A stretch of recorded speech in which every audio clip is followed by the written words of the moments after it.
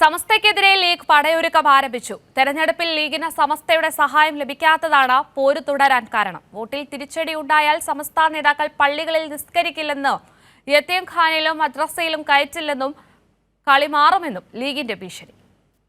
തെരഞ്ഞെടുപ്പ് കഴിഞ്ഞതോടെ ലീഗ് സമസ്ത പോര് മുറുകി. ലീഗ് വാട്സപ്പ് ഗ്രൂപ്പുകളിൽ സമസ്തയ്ക്കെതിരെ പടയൊരുക്കം നടക്കുകയാണ്. തെരഞ്ഞെടുപ്പിൽ ലീഗിന് സമസ്തയുടെ സഹായമൊന്നും ലഭിച്ചില്ലെന്നാണ് വിമർശനം. സമസ്ത കേരള ജമിഅത്തുൽ ഉലമ എന്ന് പറയുന്ന നമ്മുടെ സംഘടനയുടെ പ്രവർത്തകന്മാരിൽ നിന്ന് മുൻകാലത്ത് നമുക്ക് കിട്ടിക്കൊണ്ടു പോന്നിരുന്ന, അതിന് നേതാക്കന്മാരിൽ നിന്ന് നമുക്ക് കിട്ടിക്കൊണ്ടു പോന്നിരുന്ന ഒരു സഹായവും ഈ വിഷയത്തിൽ കിട്ടിയിട്ടില്ല. സംഘടനാപരമായിട്ട് എന്ന് തീർത്ത് പറയുകയാണ്. സംഘടനാപരമായി തന്നെ ഞാൻ തുറന്നു പറയുകയാണ്.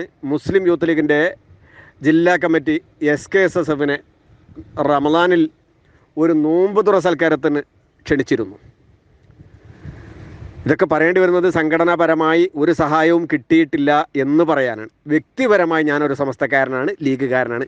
ഞാൻ എൻ്റെ വോട്ട് കോണിക്ക് ചെയ്തിട്ടുണ്ട് എന്നതുപോലെ പല ആളുകളും ചെയ്തിട്ടുണ്ടാവും. സംഘടന എന്നുള്ള നിലക്ക് ഒരു സഹായവും കിട്ടിയിട്ടില്ല, തീർത്ത് പറയുകയാണ്. 2-3 പ്രാവശ്യം ജില്ലാ കമ്മിറ്റി, മുസ്ലിം യൂത്ത് ലീഗിൻ്റെ ജില്ലാ കമ്മിറ്റി, SKSFൻ്റെ ജില്ലാ കമ്മിറ്റിയെ നോമ്പിറക്കം വിളിച്ചിരുന്നു. നമുക്കൊന്ന് കൂടിയിരിക്കാം, കാര്യങ്ങളൊക്കെ ഒന്ന് സംസാരിക്കാം, സന്തോഷത്തോടെ ഒന്ന് പിരിയാമെന്നുള്ള രീതിയിൽ വിളിച്ചിട്ട് അവർ വന്നിട്ടില്ല. അതിനൊരു കാരണമുണ്ട്. അങ്ങനെ നമ്മൾ കൂടിയിരുന്നത് കൊണ്ടെങ്കിലും ഒരു വോട്ട് ലീഗിന് കിട്ടരുത് എന്നുള്ള കുരുട്ടുബുദ്ധിയുള്ള ചുരുക്കം ചില പ്രവർത്തകന്മാർ, അതായത് ചുരുക്കം ചില ആളുകൾ ഒരു സംഘടനയെ, വലിയ സംഘടനയെ നിയന്ത്രിക്കുന്നു എന്നുള്ളതിൻ്റെ തെളിവാണത്. തെരഞ്ഞെടുപ്പിൽ ലീഗിന് തിരിച്ചടിയുണ്ടായാൽ കളി മാറും എന്നാണ് ഭീഷണി. ഇതുവരെ കളിച്ച കളിയാവില്ല അതെന്നും, സമസ്ത പണ്ഡിതരെ പള്ളികളിൽ നിസ്കരിക്കാൻ അനുവദിക്കില്ലെന്നും, യതീംഖാനകളിലും മദ്രസകളിലും പ്രവേശിക്കില്ലെന്നും തുടങ്ങിയ ഭീഷണികളാണ് ഉയരുന്നത്. ലീഗിനോട് ക്ഷീണം പറ്റട്ടെ, അപ്പാരെങ്കിൽ കഴിഞ്ഞ ഗുണം അപ്പാറ ഒരു പള്ളിക്ക് കയറാൻ കഴിയാത്ത അവസ്ഥ വരും. ഒരു പള്ളി, ഒരു മദ്രസ നിങ്ങളെ സമസ്തൻ്റെതാണെന്ന് ഇത് പറയാൻ കഴിയാത്തൊരു അവസ്ഥ ഇവിടെ വരാൻ പോണേ. നിങ്ങൾ ഈ ലീഗിനെ ക്ഷീണിപ്പിച്ച് ലീഗിന്റെ എന്തെങ്കിലും പരാജയപ്പെടുക എന്തെങ്കിലും ചെയ്താൽ നാളത്തെ അവസ്ഥകൾ എന്താ ആലോചിക്കണോ? അത് ആലോചിക്കാനുള്ള ബുദ്ധി നിങ്ങൾക്ക് ഉണ്ടോ?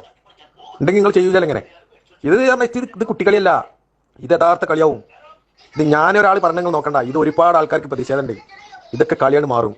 തെരഞ്ഞെടുപ്പിന് മുൻപ് ഇടതുപക്ഷത്തെ അനുകൂലിച്ച സമസ്ത സംസ്ഥാന സെക്രട്ടറി ഉമർ ഫൈസി മുക്കത്തെ പേരെടുത്ത് വിമർശിക്കണമെന്ന നിർദ്ദേശവും സാദിഖ് അലി ശിഹാബ് തങ്ങളും ജിഫ്രി മുത്തുക്കോയ തങ്ങളും സംയുക്തമായി പ്രസ്താവന നടത്തണമെന്ന ലീഗിന്റെ ആവശ്യവും സമസ്ത നേതാക്കൾ തള്ളിയിരുന്നു.